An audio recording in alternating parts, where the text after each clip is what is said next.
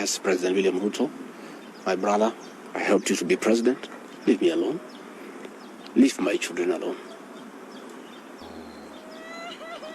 Do whatever you want, but let me live. Let me look after my children. You can do whatever you want with the country, but allow me to live. Because I was there for you when you needed somebody to be there for you. When you were in trouble and you needed a man who could stand with you, I stood with you, with my family. You have paid us in kind by being so cruel and vicious against us. We are simple people. We are a very small family. Let us be. Do whatever you want, but please, Mr. President, I beg you, don't kill us. Don't kill my children. You have caused me enough pain for the last 1 year. Please, leave me alone. Let me be. God will take care of me. I don't have to have security. I don't have to have drivers. I don't have to have cars. Please allow me to have my peace, if nothing else. And remember, I was there for you when you needed a man to be there for you. I think for now, my life comes first, my health comes first. It's unfortunate that when I was here in hospital, my brother and friend, President William Ruto, ordered for the withdrawal of my security from the hospital here. I've been here alone without a single officer looking after me. He ordered the withdrawal of security guards in my rural home in Nyeri, in my private home here in Karen, and all officers who are close to me were disarmed and given warning that they should not be anywhere near me. Oh, Jesus. I didn't know President William Ruto can be that vicious. I am shocked by how vicious a man I helped to be president, a man that I believed in, a man that I was persecuted when supporting him, could be so vicious against me when I'm literally fighting for my life in hospital. Oh, no. No. How cruel can a man be? You know, as we speak today, the Deputy President of the Republic of Kenya, Gachagua, has no single security officer around him. He's alone.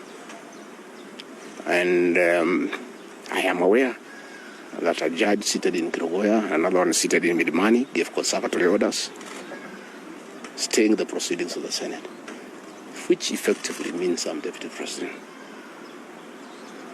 But the President, in total violation of the court orders, viciously withdrew security around me. Again, to cripple the functions of my office, he ordered through the head of public service, Felix Koskei, that all officers in my office be sent on compulsory leave. Last night, all vehicles assigned to officers who work under me were impounded to cripple the office of the Deputy President. I don't understand this level of viciousness to a man who have been your deputy, who helped you to become president, irrespective of whatever he has done. At his lowest moment in life, when he's literally struggling to stay alive, you unleash such viciousness against him. I bear no grudge against anybody, but I had not seen that in President William Ruto. The man I'm seeing is not the one that I thought that I knew. I know there was concerted effort that I should not go to Kwale for the celebration. Wilson Airport were told that I should not go through Wilson Airport. All owners of helicopters were told that I should not be allowed to use any of them to go to Kwale. I don't understand. But as I say, I want the people of Kenya to know that as I go home today, I have no security. And it's good that they know. And if anything happens to me or my family, President William Ruto must be held to account. We've made many mistakes in life.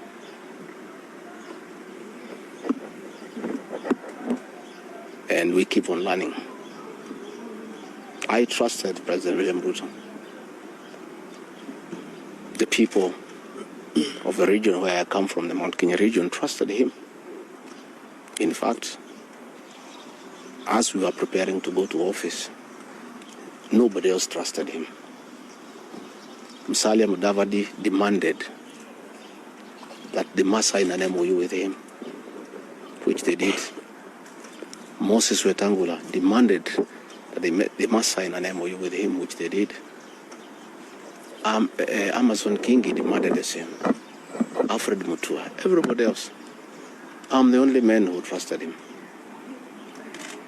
Verbally, because we are Christians. We used to go to church together. And as a Christian, I believed a fellow Christian that he would never betray me or my people. For the last 1 year, it's been very difficult for me. But I'm a very persevering man, very enduring. And what happened on Thursday is a culmination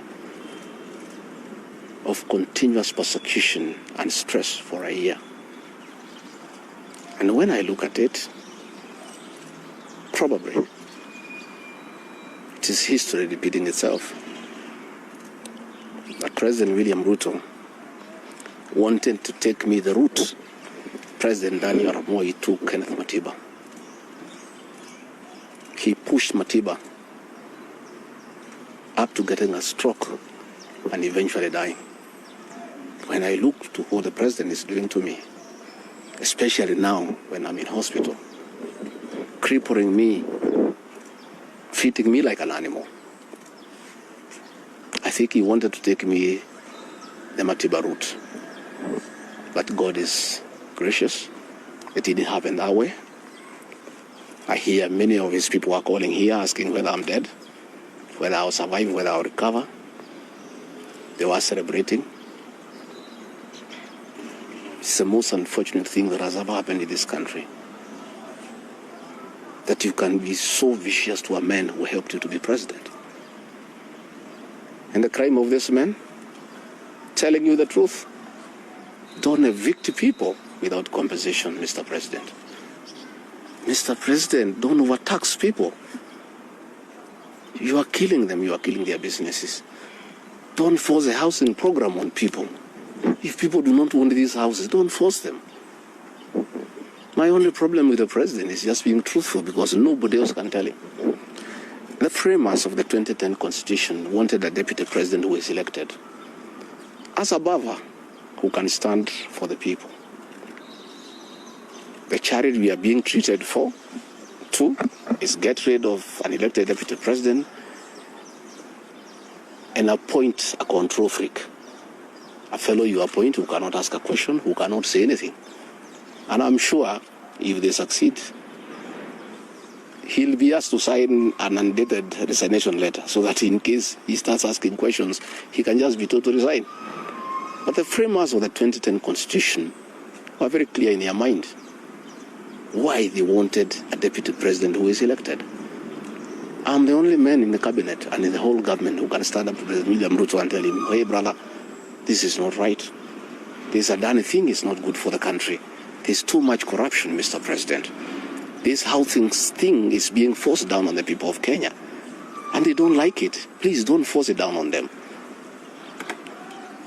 You know, situations where medical equipment that was being supplied by Kenyans to the Ministry of Health now has been given to one single Asian.